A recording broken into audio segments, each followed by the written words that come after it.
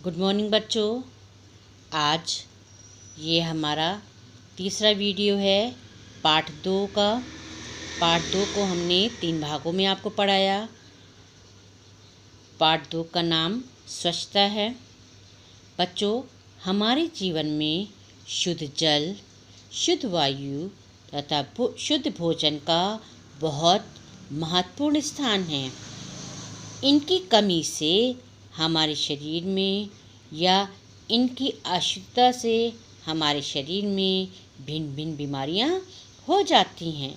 जल, वायु तथा भोजन का शुद्ध रूप लेने से शरीर स्वस्थ भी रहता है, अतः इनकी स्वच्छता पर हमें विशेष ध्यान देना चाहिए। मैं आपको जल की शुद्धता व शुद्ध जल अशुद्ध जल से होने वाली हानियाँ या कह लीजिए बीमारियाँ व मानव जाति में जल का उपयोग पढ़ा चुकी हूँ। दूसरे वीडियो में मैंने आपको पढ़ाया कि वायु की शुद्धता व प्रदूषित वायु से होने वाली हानियाँ या बीमारियाँ व आसपास की स्वच्छता व वृक्षारोपण के बारे में पढ़ाया और एक प्रोजेक्ट कार्य भी दिया था।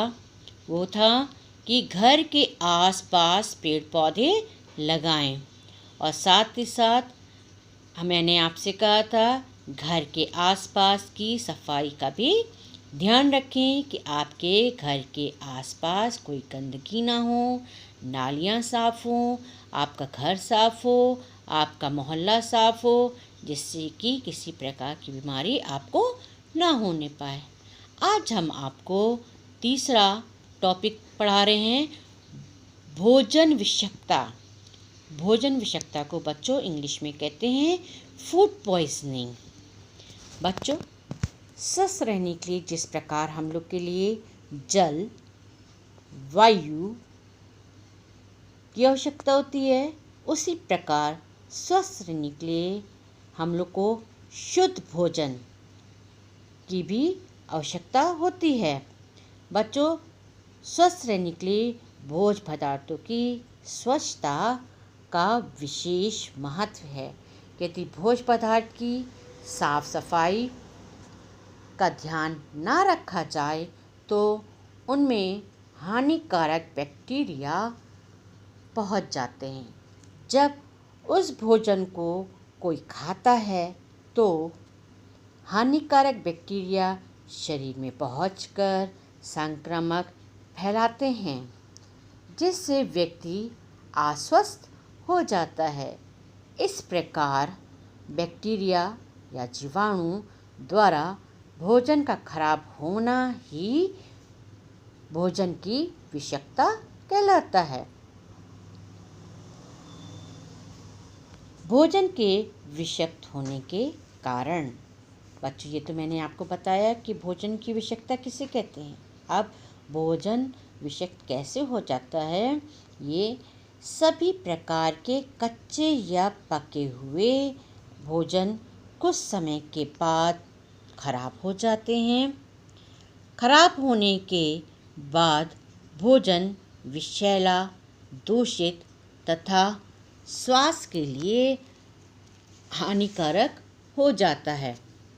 भोजन निम्नलिखित बातों या कारणों से खराब होता है।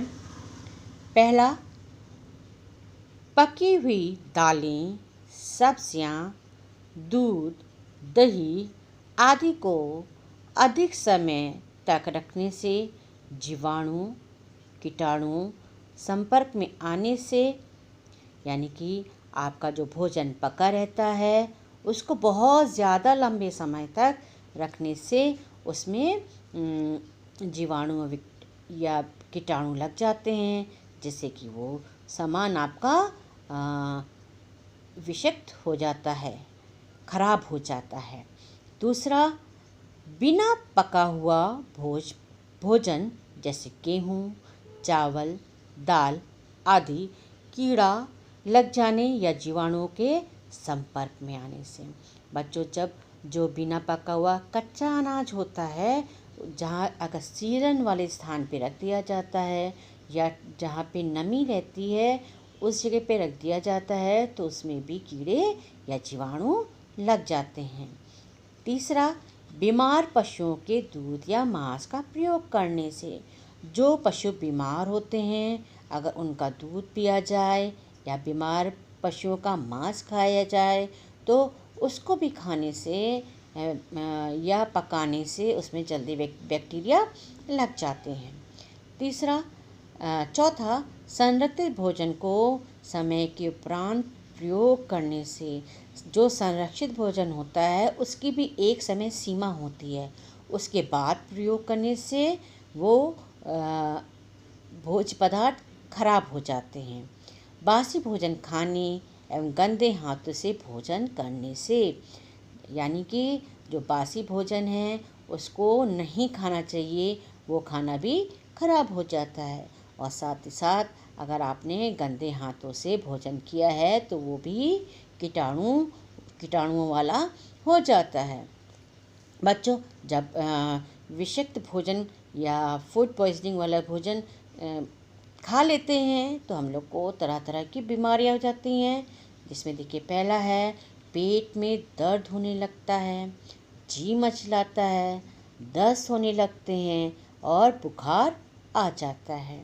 दूसरा, मांसपेशियों में ऐंठन होती है और नाड़ी की गति तेज़ हो जाती है। बच्चों, ऐसा ना हो इसके लिए ताज़ा भोजन खाएं, ताज़ी चीज़ें खाएं, ताज़े फल खाएं। साथ ही साथ जो खाने की चीज़ों को आपने संरक्षण किया है उसको आप नमी वाले स्थान से हटा करके उनको जहाँ नमी ना हो ऐसे स्थान पर रखें। साथ ही साथ अगर वो अनाज ठीक रूप से नहीं सूखा होता है तब भी उसमें फफूंदी लग जाती है, तो ज़रूरत है अच्छे से जिसको आपको संरक्षित करना है उसको अच्छे से सुखा करके तब उसका प्रयोग करें या संरक्षित करें। बच्चों, आपके गृह कार्य के लिए 3 प्रश्न हैं। पहला, भोजन के विषाक्त होने के कारण लिखिए। दूसरा है, विषाक्त भोजन से होने वाली हानियाँ लिखो। तीसरा है, भोज्य पदार्थों के संरक्षण से आप क्या समझते हैं या भोज्य पदार्थों के संरक्षण के उपाय लिखिए।